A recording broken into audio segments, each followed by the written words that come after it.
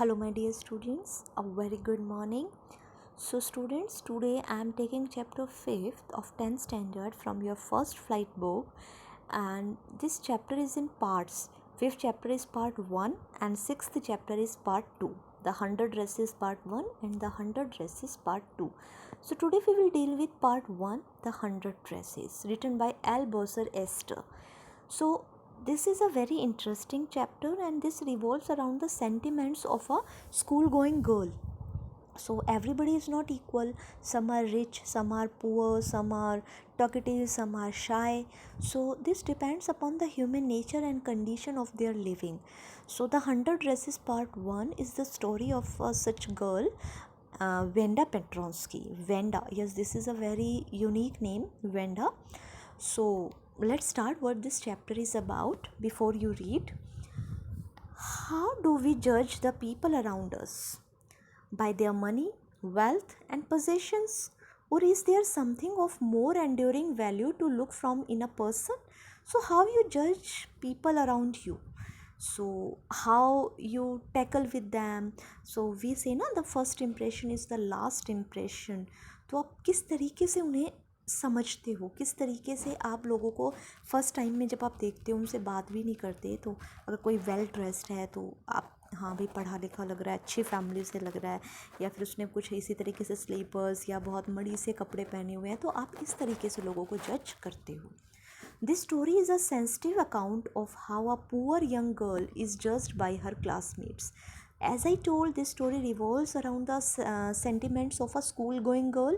तो एक लड़की है बेटा, इसमें उसके क्लासमेट्स उसके बारे में क्या सोचते हैं और उसके क्लासमेट्स उसको किस तरीके से ट्रीट करते हैं. Wanda Petronski is a young Polish girl. Polish एक कम्युनिटी होती है बेटा.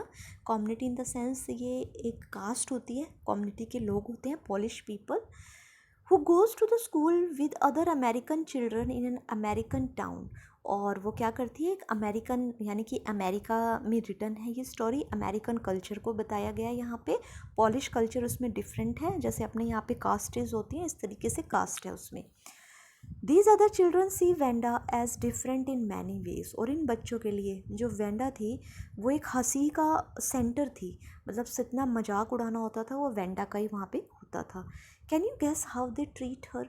अब आप आइडिया लगा सकते हो कि किस तरीके से बच्चे उसका मजाक उड़ाते थे, उस पर हंसते थे, या किस तरीके से ये सब वहाँ पे चलता था. अब आप देखो, मैं थोड़ा सा आपको द पोलिश अमेरिकन कम्युनिटी के बारे में बताते हैं कि पोलिश गर्ल उसे बताया गया, तो पोलिश लोग एग्जैक्टली थे कौन. The first Polish immigrant arrived in America in 1608. So ये जो पॉलिश लोग थे ये दूसरी कंट्री से आए हुए थे. अपने इंडिया में भी कुछ ऐसी कास्ट हैं बेटा जो पहले इंडियन में नहीं थी, लेकिन वो दूसरे कंट्री से यहाँ सेटल हो गए और उसके बाद वो यहीं पे ही उनका जो था रजिस्ट्रेशन यही हो गया और वो इंडिया का पार्ट हो गए. सो पॉलिश जो थे वो अमेरिका में 1608 में आए थे. But the largest wave of polish immigration occurred in the early 20th century when more than 1 million Poles migrated to the United States. सो हमें इतना पता चल गया कि ये जो कम्युनिटी है, पॉलिश कम्युनिटी, ये यूनाइटेड स्टेट्स में किसी दूसरी कंट्री से शिफ्ट है.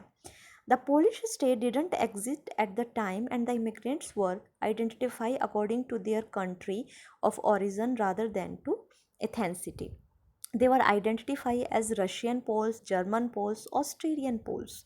यानी कि कुछ रशिया से लोग आए, कुछ जर्मन से आए, कुछ ऑस्ट्रेलिया से आए, तो उन सबको एक पॉलिश कम्युनिटी के अंदर रखा गया. One of the most notable Polish American communities is in Chicago and its suburbs. So Chicago is sometimes called the second largest Polish city in the world. और सबसे ज़्यादा जो पोलिश लोगों की पॉपुलेशन रहती है वो शिकागो में रहती है. मैं आपको इंडिया की बात बता रही थी. इंडिया में आपने सुना होगा रोहिंग्या मुसलमान. सो एक अलग सी टर्म है ये, आपने अभी रिसेंटली काफ़ी न्यूज़ में आया था, that's why I am taking. So ये इंडियंस नहीं है, ये बाहर से आए हैं, बांग्लादेश से आए हैं, कहीं और से आए हैं और इंडिया में सेटल होना चाह रहे हैं. तो ये जो पॉलिश पीपल थे ये सबसे ज़्यादा शिकागो में सेटल्ड थे. Next only to Warsaw, the capital of Poland, Polish Americans were sometimes discriminated against in the United States. और पॉलिश अमेरिकन्स मतलब वो पॉलिश पीपल जो अमेरिका में रहते थे, वो कभी कभी अमेरिकन जो पीपल थे वो उनके साथ डिस्क्रिमिनेशन किया करते थे, भेदभाव किया करते थे. As were the Irish, Italians and Jewish. और जैसे आयरिश लोगों के साथ, इटालियंस के साथ, जूइश पीपल के साथ किया जाता था। जूइश आपको पता है ना कौन थी? Anne Frank. एनी फ्रैंक के बारे में हमने पढ़ा था, तो वो भी डिस्क्रिमिनेशन का ही शिकार थे। According to the United State 2000 census, this is the exact 66,741 Americans of age 5 year and older reporter Polish as the language spoken at home, which is about 1.4% of the people who speak languages other than English, or 25% of the US population. आपको इन सब details में जाने की इतनी ज़रूरत नहीं है, आपको सिर्फ ये पता होना चाहिए कि पॉलिश अमेरिकन्स कौन थे, यानी कि जो बाहर से, जर्मनी से, पोलैंड से अमेरिका में आके शिफ्ट हो गए थे पॉलिश कल्चर के लोग, उन्हें पॉलिश अमेरिकन बोला जाता था। और वेंडा पेंट्रोस्की भी उन्हीं में से ही एक थी, और वहाँ पे उन लोगों के साथ बहुत डिस्क्रिमिनेशन होता था, और यही रीज़न है कि वेंडा के स्कूल मेट्स भी उसके साथ अच्छे से ट्रीट नहीं करते थे। Now let's start the chapter. Today, Monday, Venda Pentrosky was not in her seat, but nobody, not even Peggy and Madeline, the girls who started all the fun, noticed her absence. सो भाई Monday का time है बेटा, और Wanda अपनी seat पर नहीं है, यानी कि क्लास में वेंडा एब्सेंट है, लेकिन किसी ने भी ध्यान नहीं दिया कि वो एब्सेंट है। इवन पैगी और मैडी, जिन्होंने एक गेम स्टार्ट किया था, वेंडा के ऊपर मजाक उड़ाने का उन्होंने गेम स्टार्ट किया था, उन्होंने भी उसकी एब्सेंस को नोटिस नहीं किया। इससे ये पता चलता है कि वेंडा का कितना फ्रेंड सर्कल है क्लास में, क्योंकि अगर कोई पॉपुलर बच्चा है क्लास का, या आपका अच्छा फ्रेंड सर्कल है और आप एब्सेंट हो, तो कोई ना कोई तो नोटिस करेगा ना कि आज वो नहीं आया। वेंडा को किसी ने भी नोटिस नहीं किया। Usually Wanda sat in the seat next to the last seat in the last row in room 13। उसके रूम नंबर, क्लास रूम का नंबर है 13, और वो लास्ट रो के लास्ट सीट पे बैठती है। She sat in the corner of the room where the rough boys who didn't make good marks sat. और जहाँ वो बैठती है उसके आसपास ऐसे बच्चे बैठते हैं जो बहुत टॉकेटिव हैं या जिनके अच्छे मार्क्स नहीं आते। The corner of the room where there was most scuffling of feet. जहाँ वेंडा बैठी है वहाँ पे सबसे ज़्यादा शोर होता है, मोस्ट रोर्स ऑफ लाफ्टर, सबसे तेज हंसी की आवाज़ आती है। When anything funny was sad and most mud and dirt on the floor. यानी कि क्लास के सबसे शरारती बच्चे जो ना पढ़ाई में अच्छे हैं, ना वो क्लास में डिसिप्लिन में रहते हैं, सबसे ज़्यादा वहाँ शोर है, पैरों की आवाज़ है, डस्ट है, मड है, तो एक ऐसा ग्रुप है, वहीं पे वेंडा बैठती है। तो इसका क्या मतलब? इसका मतलब वेंडा भी नोटी है या वेंडा भी टॉकेटिव है, ऐसा ये रीज़न है वहाँ पे बैठने का।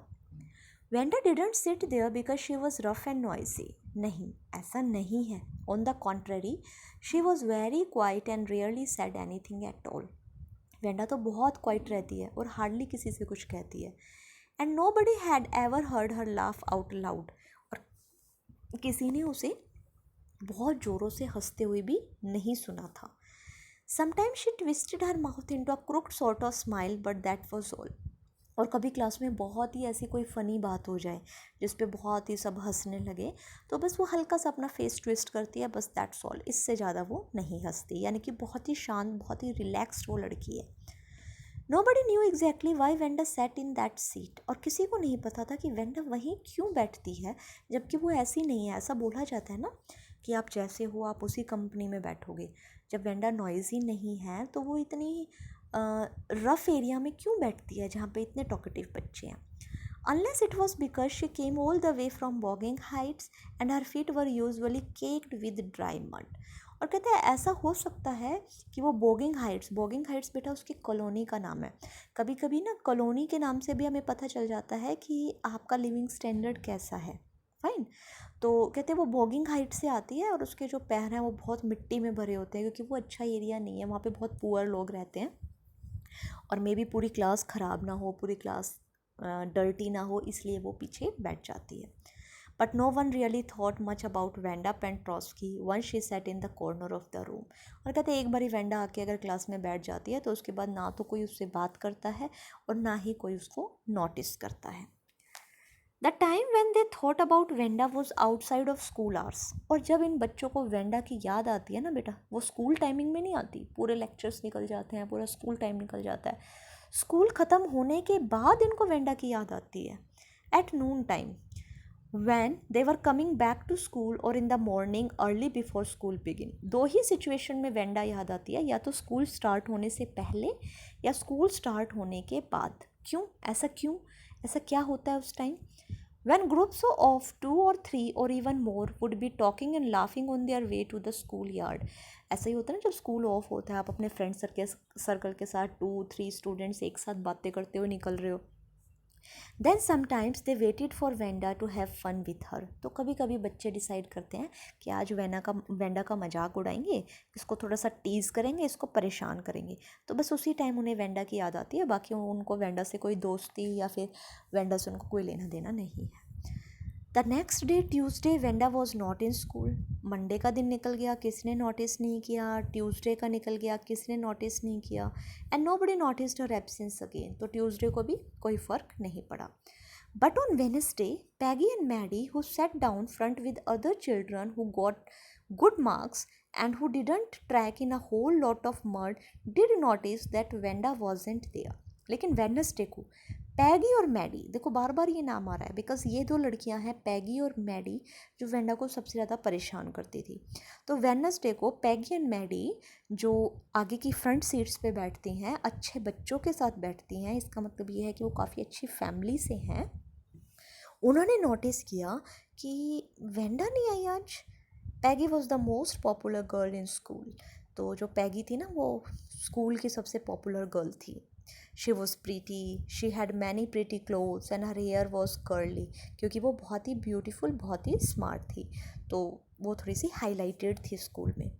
Maddie was her closest friend, और मैडी जो थी वो उसकी बहुत क्लोज फ्रेंड थी. तो अब आपको पता चल गया कि मैडी और पैगी कौन थे. The reason Peggy and Maddie noticed Venda's absence was because Venda had made them late to school. और पैगी और मैडी ने क्यों नोटिस किया कि आज वेंडा स्कूल में नहीं है? क्योंकि वेंडा ने उन्हें स्कूल के लिए लेट कर दिया. क्यों लेट कर दिया भाई? वेंडा तो आई नहीं है स्कूल, तो वो कैसे लेट कर सकती है उनको स्कूल आने के लिए? क्या हुआ? They had waited for Wanda to have some fun with her and she just hadn't come. अब क्या हुआ, जैसा मैंने आपको बताया, स्कूल लगने से पहले भी हमारे पास कुछ टाइम होता है ना, जो बच्चे थोड़े अर्ली आ जाते हैं, 15-20 मिनट्स उनके पास होते हैं.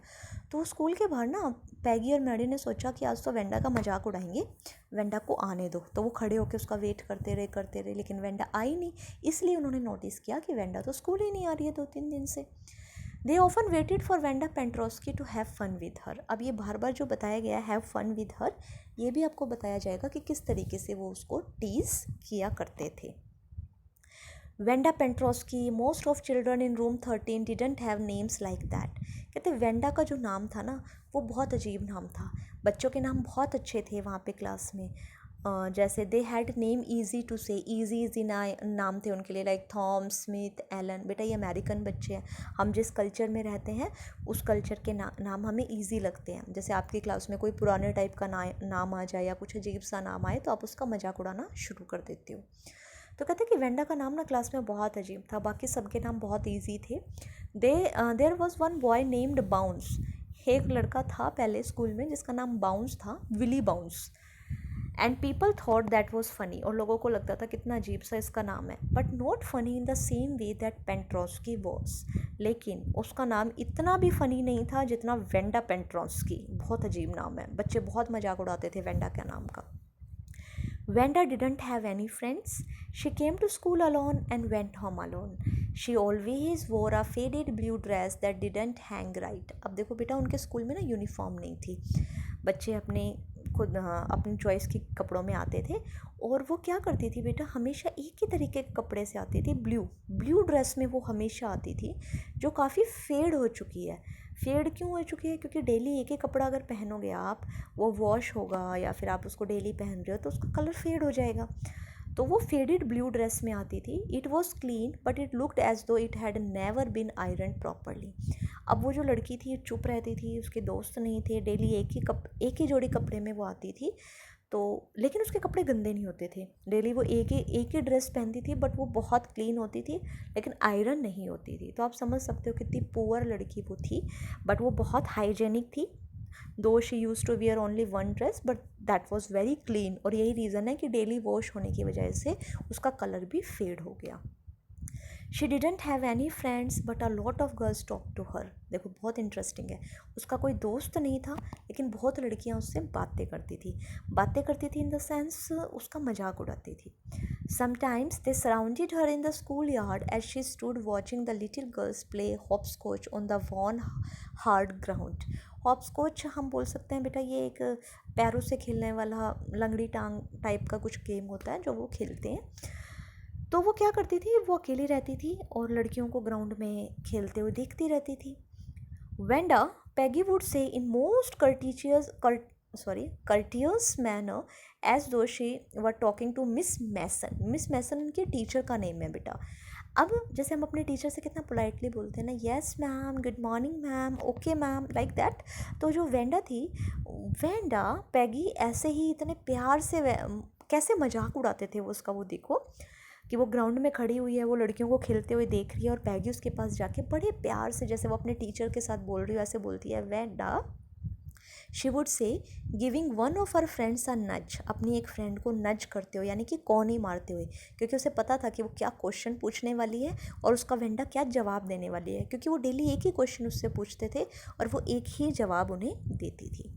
Tell us how many dresses did you say you had hanging up in your closet. Closet is अलमीरा। तो कहते अच्छा वेंडा, बताना ज़रा कितनी ड्रेसेस हैं तुम्हारी अलमारी में, कितनी ड्रेसेस बताई तुमने, तुम्हारी अलमारी में कितनी है। 100, वेंडा वुड से। और वेंडा क्या कहती है, मेरे पास 100 ड्रेसेस हैं।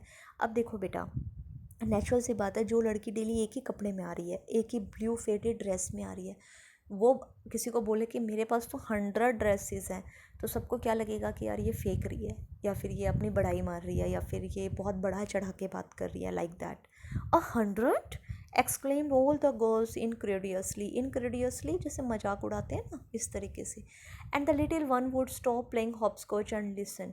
और बेटा यहाँ पे राइटर हमें सीन ऐसा बता रहा है जैसे मूवीज़ में होता है ना कि किसी हीरो या विलन ने एक डायलॉग मारा और आसपास की सारी दुनिया रुक गई। So like that it is happening. जैसे ही वो बोलती है 100, कहते हैं 100, और हर कोई अपना सारी एक्टिविटीज़ छोड़ के वेंडा की साइड देखना शुरू कर देते हैं। या 100 all lined up said Wanda. Wanda कहते हैं हाँ हाँ 100 है और सारी की सारी लाइन में लगी हुई है मेरी अलमारी में। Then her thin lips drew together in silence. और ऐसा बोल के उस दोबारा वो साइलेंट हो जाती है, यानी कि वो बहुत ही शांत लड़की है जिसको अननेसेसरी ये पैगी और मैडी बहुत परेशान करते हैं, उसकी गरीबी का मजाक उड़ाते हैं। What are they like, old silk, I bet said Peggy. अब पैगी को अभी भी सेटिस्फेक्शन नहीं है उसको टीज करने में, तो वो आगे उसको बोलती अच्छा तो वो कौन कौन से कपड़े में, मेरे ख्याल से सारी सिल्क की ड्रेसेस होंगी तुम्हारे पास, क्योंकि सिल्क का जो फैब्रिक है वो काफ़ी महंगा होता है। या ऑल सिल्क ऑल कलर्स। तो वेंडा कहती है हाँ सब सिल्क में है और सारे कलर्स हैं। वेलवेट टू, वेलवेट की ड्रेसेस भी हैं। या वेलवेट टू 100 ड्रेसेस। वेंडा कहती है हाँ मेरे पास वेलवेट भी है और मेरे पास टोटल 100 ड्रेसेस हैं। Wanda would repeat stolidly all lined up in my closet. और सब मेरी अलमारी में लगी हुई है।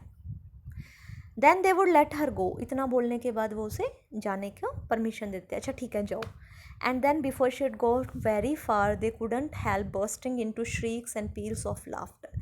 और वो थोड़ी ही दूर जाती और वो सब उसका मजाक ज़ोर ज़ोर से उड़ाने लगते, हंसने लगते। तो बेटा काफ़ी एम्बेरसिंग सिचुएशन है एक स्कूल गोइंग गर्ल के लिए। तो जो पैगी है वो बार बार डेली उसको यही क्वेश्चन पूछती कितनी ड्रेसेस हैं, वेंडा यही जवाब देती मेरे पास 100 ड्रेसेस हैं, और फिर उसके ऊपर काफ़ी मजाक उड़ाया जाता। 100 dresses, obviously the only dress Wanda had was the blue one she wore every day, so why did she say she had 100, what a story. तो पैगी कहती है इसके पास सिर्फ एक ही ड्रेस है, ये ब्लू ड्रेस जो ये डेली पहन के आती है, क्या कहानियाँ बनाती रहती है कि मेरे पास 100 ड्रेसेस हैं 100 ड्रेसेस हैं। तो ये एक ऐसा गेम है जो वेंडा को एम्बेरस करने के लिए, वेंडा का मजाक उड़ाने के लिए पैगी एंड मैडी जो स्कूल की काफ़ी पॉपुलर गर्ल है, एक्चुअली पैगी ही है जो स्कूल में काफ़ी पॉपुलर है, जिसका सब कहना मानते हैं, और मैडी जो है उसकी बेस्ट फ्रेंड है जो उसको हमेशा सपोर्ट करती है। Let's stop here, will discuss in further chapter, will discuss in next part. So please go through this very sincerely, and if you have any doubt, comment me in the comment box. I will give you answer.